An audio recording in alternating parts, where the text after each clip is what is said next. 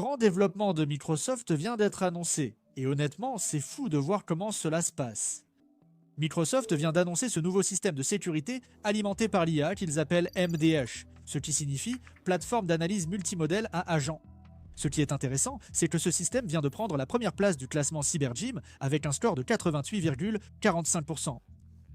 Pour mettre cela en perspective, le score le plus proche suivant était celui de Mythos Preview d'Anthropic avec 83,1%.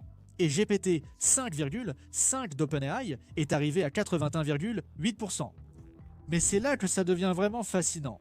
Anthropic comme OpenAI utilisent leur propre modèle de tout premier plan pour ce benchmark. Anthropic a utilisé Mythos, si puissant qu'il n'est même pas rendu public, mais partagé via la coalition exclusive Project Glasswing. OpenAI a utilisé GPT 5,5 qui est leur modèle phare de pointe. Et Microsoft, ils n'ont pas de modèle de pointe capable de rivaliser avec cela. À la place, ils ont utilisé ce qu'ils appellent des modèles généralement disponibles, ce qui signifie en gros qu'ils ont pris des modèles accessibles au public provenant d'autres entreprises et ont construit un système autour d'eux. Ils ont utilisé les modèles des autres et les ont surpassés à leur propre jeu. L'équipe venait de la division de la sécurité autonome du code chez Microsoft. Et plusieurs de ces personnes faisaient partie de Team Atlanta, le groupe qui a remporté un prix de 29,5 millions de dollars lors du DARPA IA Cyber Challenge. Ces personnes maîtrisent la création de systèmes autonomes capables de détecter et corriger de réelles vulnérabilités dans des logiciels complexes. Maintenant, parlons de ce qu'est réellement MDash. Ce n'est pas simplement un seul modèle d'IA qui fait tout. C'est un pipeline orchestré de plus de 100 agents d'IA spécialisés qui travaillent ensemble à travers plusieurs étapes. C'est comme une chaîne de montage où chaque expert gère une tâche spécifique. Vous avez des agents auditeurs, des agents débatteurs, des agents vérificateurs, et chacun a son propre rôle spécifique. Le pipeline se divise en 5 étapes principales. D'abord, il y a l'étape de préparation, où le système ingère le code source, construit des index sensibles au langage et analyse les anciens commis pour cartographier les surfaces d'attaque et les modèles de menace. Ensuite vient l'étape de l'analyse, où des agents auditeurs spécialisés examinent les chemins de code candidats et génèrent des constats potentiels avec des hypothèses et des preuves. Après cela, vous passez à l'étape de validation, où un second groupe d'agents agit comme des débatteurs, argumentant pour et contre l'atteignabilité et l'exploitabilité de chaque constat. Ensuite, il y a l'étape DDUP qui regroupe les résultats sémantiquement équivalents. Et enfin, l'étape de preuve, où le système construit et exécute réellement des entrées qui déclenchent le bug. Ce qui rend cela possible, c'est que différentes étapes utilisent différents modèles. Vous disposez de modèles de pointe pour le raisonnement complexe, de modèles plus petits, distillés, pour la vérification à grande échelle, ainsi que d'un modèle de pointe totalement distinct, agissant en contrepoint indépendant. Lorsque ces modèles ne sont pas d'accord, ce désaccord devient lui-même un signal. Si un auditeur signale un point suspect que le débatteur ne réfute pas, la crédibilité de la découverte augmente fortement. Ce système est ingénieux, car il fonctionne indépendamment du modèle utilisé. Lorsqu'un nouveau modèle sort, Microsoft peut simplement le remplacer par un changement de configuration et effectuer un test ABI. Tout le travail d'ingénierie, les plugins, les configurations, les calibrations, tout cela est conservé. Le modèle n'est qu'une entrée dans un système bien plus vaste. Donc Microsoft a laissé cet outil analyser leur propre code Windows et il a trouvé 16 vulnérabilités qui seront corrigées lors de la mise à jour Patch Tuesday de mai. 4 d'entre elles sont classées comme critiques, ce qui signifie que quelqu'un à l'autre bout du monde pourrait potentiellement s'introduire dans votre ordinateur sans même avoir besoin d'un mot de passe. Laissez-moi vous présenter 2 bugs spécifiques qui montrent vraiment pourquoi il est si important d'avoir plusieurs agents d'IA qui travaillent ensemble. L'IA automatise la création de contenu, la recherche et des flux de travail entiers, mais beaucoup investissent encore manuellement. Ils surveillent l'actualité, suivent les tendances et décident rapidement. Et cela aide à expliquer pourquoi des études montrent que 66% des investisseurs regrettent au moins une décision d'investissement. C'est pourquoi Mintos a attiré mon attention. Cela vous offre une façon différente d'investir avec Mintos, au lieu d'essayer de prédire ce qu'une action pourrait faire ensuite. Vous pouvez investir dans des prêts et toucher des intérêts. Le rendement est fixé à l'avance, les paiements pouvant être quotidiens. En tant que revenu passif, vous pouvez filtrer par rendement, risque, horizon temporel, pays et devise. Pour une configuration plus automatisée, Mintos propose aussi des portefeuilles automatisés. Le taux d'intérêt moyen actuel sur les prêts est de presque 11%, ce qui est vraiment élevé pour un revenu passif. Mintos est en activité depuis 2014, compte plus de 600 000 utilisateurs et est réglementé dans l'UE sous MiFID. Actuellement, en venant via notre chaîne, recevez un bonus exclusif pouvant aller jusqu'à 350 € pour un investissement à partir de 500 €. Cliquez sur le lien en description ou scannez le QR code. Des rendements stables, pas de surprise et en plus un bonus. Ne ratez pas cette occasion et bonne chance. Qui apparaissent géniaux, mais il faut des API connecteurs, prompts, mémoire, fichiers, compétences et de nombreuses étapes techniques avant d'obtenir un résultat utile. Le superordinateur Higgsfield vous offre plus de 40 outils intégrés, l'accès aux meilleurs modèles d'IA et 3 couches de mémoire dans un seul système.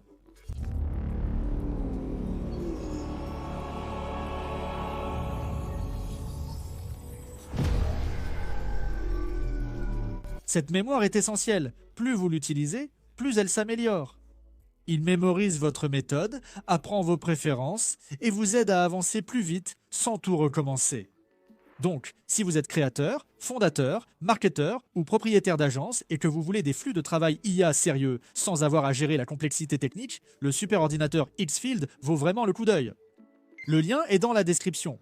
Très bien, revenons maintenant à M-Dash et au genre de bug qui ne prend tout son sens que lorsque vous voyez à quel point les preuves sont éparpillées. Le premier est CVE, 33827, qui est un bug dans TCP/6, la partie de Windows qui gère tout votre trafic Internet au cœur du système d'exploitation. Voici ce qui se passe. Imaginez que vous êtes à la bibliothèque. Vous empruntez un livre et vous le rendez. Le livre est remis sur l'étagère pour un autre. Imaginez que vous l'avez rendu. Quelqu'un l'a emprunté, a écrit dedans, et vous tentez ensuite de relire votre exemplaire. Sauf que ce n'est plus votre exemplaire, comme ici avec la mémoire de l'ordinateur. Le code libère un morceau de mémoire pour qu'il puisse être réutilisé, mais essaie ensuite d'y accéder à nouveau plus tard, sans se rendre compte que quelqu'un d'autre a peut-être pris cet espace mémoire entre-temps. L'aspect sournois, c'est qu'en lisant le code, il ne paraît pas cassé. La libération de la mémoire et la tentative de réutilisation sont séparées par du code de validation et des décisions. Vos yeux les survolent sans s'en apercevoir. Ailleurs dans cette base de code, des programmeurs ont fait la même opération correctement. Pour détecter ce bug, il faut analyser plusieurs fichiers, repérer les schémas similaires et demander « Pourquoi celui-ci diffère-t-il ?» Un seul modèle d'IA qui regarde une fonction isolée ne fera pas le lien. Une équipe d'agents, certains traquant les bugs, d'autres comparant les schémas dans toute la base de code ou jouant l'avocat du diable, permet à ce système d'assembler les pièces du puzzle. Le deuxième, c'est CVE. 33824. Dans le service IKEXT qui gère les connexions VPN. C'est un bug de double libération mémoire réparti sur 6 fichiers. C'est comme 2 personnes pensant payer la même facture sur un compte commun. Vous la payez, ils aussi, et quelqu'un a été payé 2 fois. Sauf qu'en mémoire informatique, quand 2 parties du code pensent toutes les 2 posséder la même zone mémoire et essaient toutes les 2 de la libérer, les choses deviennent vite chaotiques. Le problème, c'est que cela arrive quand le système fait une copie superficielle en réassemblant les paquets réseau, copiant seulement les informations de surface sans les données réelles. Donc maintenant, 2 parties du système pointent toutes les 2 vers les mêmes données, en pensant toutes les 2 qu'elles en sont propriétaires. Quand elles essaient toutes les 2 de nettoyer, cela provoque une double libération de mémoire. Et cela s'exécute sous le compte système local, ce qui équivaut pratiquement au mode Dieu sur Windows. Un attaquant peut déclencher cela avec seulement 2 paquets réseau spécialement conçus. Aucune synchronisation complexe, ni précision milliseconde requise. 2 paquets suffisent pour une exécution de code à distance potentielle. Ce bug n'apparaît pas lors de l'examen d'un seul fichier. Il faut suivre le flux de données à travers 6 fichiers pour repérer où la propriété de la mémoire est mal gérée. Un système multi-agent excelle ici. Divers agents traitent différentes parties du problème, puis se réunissent pour repérer un problème grave. Aucune analyse d'un seul fichier ne détecterait cela, car le bug est réparti sur 6 fichiers. La preuve la plus solide que c'est réellement un bug vient de l'examen d'une version correctement gérée du même schéma ailleurs dans la base de code. Il faut des agents pour établir ces comparaisons et débattre de la validité des découvertes. Microsoft a aussi mené des tests internes sur d'anciens bugs. Ils ont pris des instantanés avant correction de 2 composants Windows ayant fait l'objet d'examens approfondis et ont mesuré si MDH retrouverait des vulnérabilités que le Microsoft Security Response Center avait confirmées. Pour CLF.6, ils ont obtenu un rappel de 96% sur 28K du MSRC couvrant 5 ans. Pour TCP/IP.6, ils ont obtenu un rappel de 100% sur 7K du MSRC couvrant 5 ans. Ce ne sont pas des bugs théoriques. De vraies vulnérabilités exploitées par des attaquants ont nécessité des correctifs lors des Patch Tuesday. Ils ont aussi testé M-Dash sur Storage Drive, un pilote privé utilisé lors des entretiens chez Microsoft pour les chercheurs en sécurité offensive. Ce pilote contient 21 vulnérabilités injectées volontairement, et, étant privé et non publié, il savait qu'il n'était pas dans les données d'entraînement d'aucun modèle. M-Dash a trouvé les 21 vulnérabilités sans aucun faux positif. Le benchmark CyberGem, dans lequel M-Dash a obtenu les meilleurs résultats, est en fait vraiment intéressant. Développé par une équipe de l'Université de Californie à Berkeley, il a été publié à l'ICLR 2026. Il comprend 1507 tâches de reproduction de vulnérabilités réelles provenant de 188 projets OSS Fuzz. Le test est simple, on donne à l'IA un code avec une vulnérabilité connue et une description, et elle doit écrire un code d'attaque qui l'exploite. Microsoft a utilisé la configuration par défaut de niveau 1 de CyberGem, qui fournit le code source vulnérable et une description générale de la vulnérabilité. Lorsque Microsoft a analysé les environ 12% de tâches où M-Dash a échoué, ils ont trouvé des schémas. Parmi les résultats qui visaient la mauvaise zone de code, 82% provenaient de tâches avec des descriptions vagues, sans identifiant de fonction ou de fichier. La qualité de la description influence la précision de l'analyse. Ils ont également trouvé des cas où l'agent a créé des entrées au format libfuzzer, alors que la tâche nécessitait des entrées au format OncFuzz, donc la logique de reproduction était correcte, mais a échoué à cause d'une incompatibilité de format. Ce qui est vraiment frappant, c'est ce que cela signifie pour la course à l'IA. Anthropic a investi d'énormes ressources pour entraîner Mythos afin qu'il soit le modèle unique le plus puissant en sécurité. OpenAI a fait de même avec GPT. Microsoft n'a pas de modèle à ce niveau, mais ils ont construit un système qui bat les deux en orchestrant plusieurs modèles ensemble. Ils ont utilisé les propres modèles d'Anthropic et d'OpenAI contre eux. Cela soulève une question fondamentale sur la manière dont nous atteindrons la super-intelligence artificielle.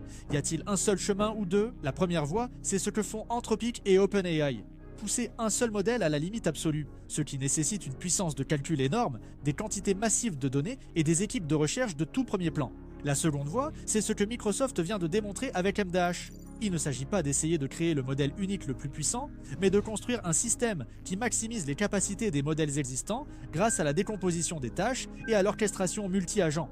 Le hic, c'est que la seconde voie dépend toujours de la première. MDH utilise des modèles entraînés par des entreprises qui suivent la première voie. Si ces entreprises cessent d'entraîner des modèles plus puissants, le plafond de M-Dash ne s'élève plus. Mais cela montre que dans des domaines spécifiques, un système bien conçu peut combler, voire inverser l'écart entre les capacités des modèles. Mais voilà le problème, les attaquants peuvent utiliser la même technologie. M-Dash utilise des modèles accessibles au public et n'a aucune barrière technique qui lui soit réservée.